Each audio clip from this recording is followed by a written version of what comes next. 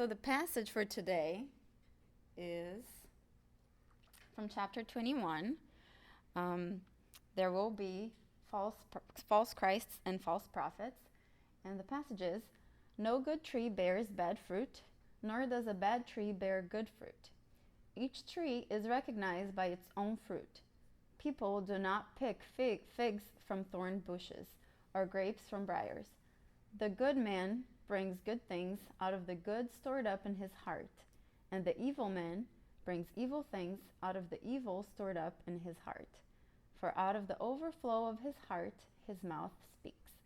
Luke chapter 6, verse 43 through 45. So that's the message that Jesus gives us, and how Simon was talking about. We try to look at the gospel and understand how it's described through the Spiritist doctrine. So really what chapter 21 mainly focuses on is how do we defer or discern the true prophets from the false prophets. That's the main topic there. So in trying to understand, and that's here kind of like how Jesus describes, right? So no good tree bears bad fruit. So you are able to tell the fruit from the tree, right? So it's an allegory trying to compare a tree that has sweet, good fruit from another tree that may look like that other tree, but still has, not such good, maybe a sour fruit or that. So the prophets. So what exactly are they talking about? Who are prophets, and what exactly do they do? So prophets are spirits, and I say spirits because they can be discarnate or they can be incarnate and here on earth, and they're chosen by God to lead positive moral growth in humanity.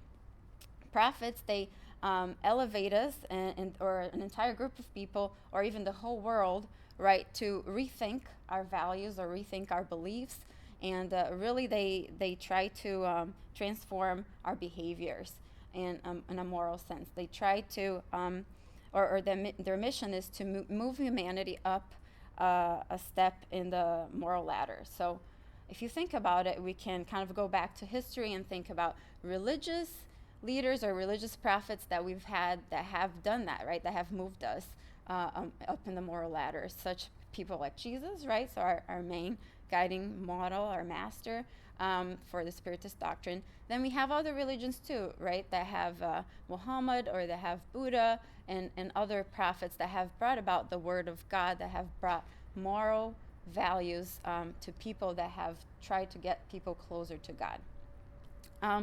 A great example that I was thinking about, like nowadays, is the Pope. The new Pope, Francisco, is really bringing about a lot of change in the Catholic religion, and that's really trying to move some people, a group of people, up in the moral ladder.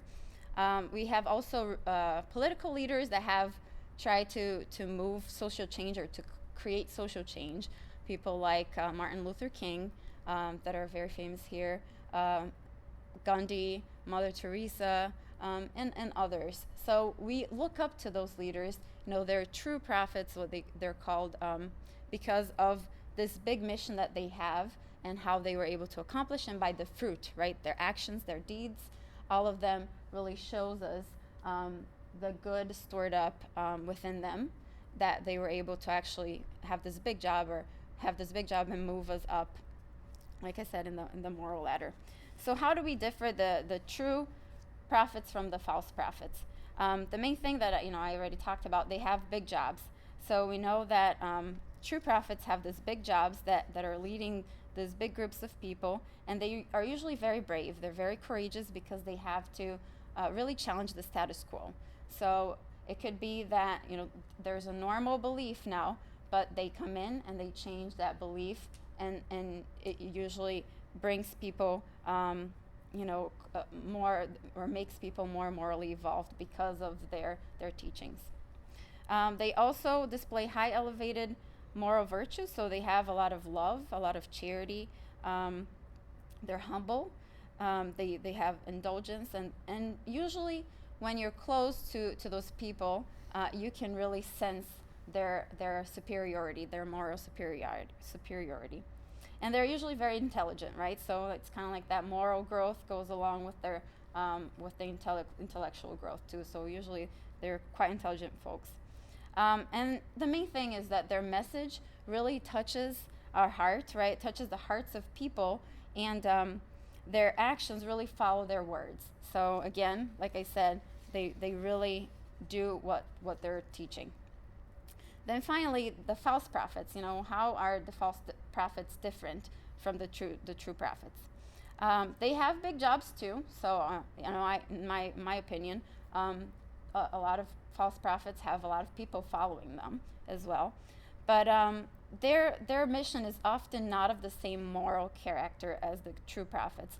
They're a lot of times they're materialistic and of matters that disagree with the moral standards of Christ and of God, God's teachings. They don't display Christian values. On the other hand, they're usually egotistical, they're selfish, and that they're proud, and they really believe that they're smart and owner of the truth. And even though they may speak of good, their message may sound, that they're high moral values as well.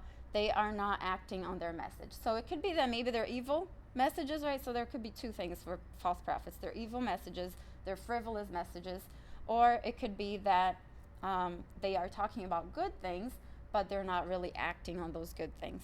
So that's what the gospel tells us. So you really have to are they putting the words into action? And that's the main thing.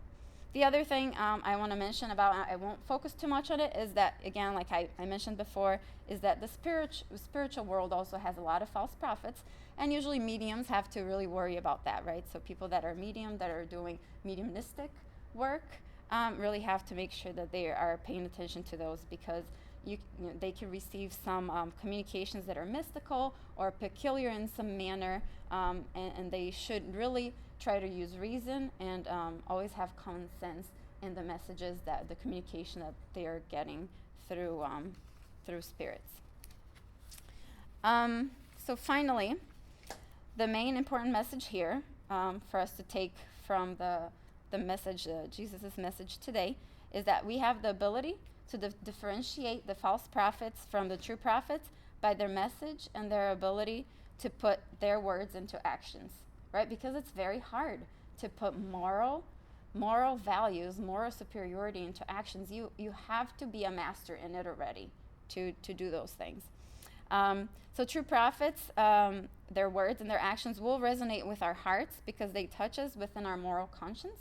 So we think of Jesus, right? Jesus is a great example of a true prophet, and he was able to soften the true toughest heart, so just by his presence.